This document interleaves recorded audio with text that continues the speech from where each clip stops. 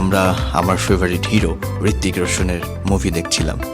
এরপরে আমাদের লাঞ্চ চলে আসলো, যেটা মোটামুটি ভালোই ছিল। তবে আগে ফ্লাইটের মেইন ডিশটা বেশি মজাদার ছিল। ঘুম না হওয়ার কারণে এবং এক্সাইটমেন্টের কারণে এখানেও আমি সব কিছু খেতে পারিনি, তবে দেখতে ভালোই লাগছিল।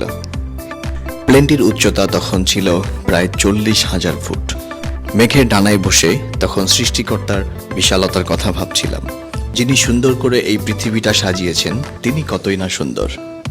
এই সময়টাতে একটু বোরিংই লাগছিল, কারণ এই ফ্লাইটটির ডিউরেশন ছিল প্রায় 8 ঘন্টার মতো। আমি খালি বারবার চেক করছিলাম কতক্ষণ লাগবে।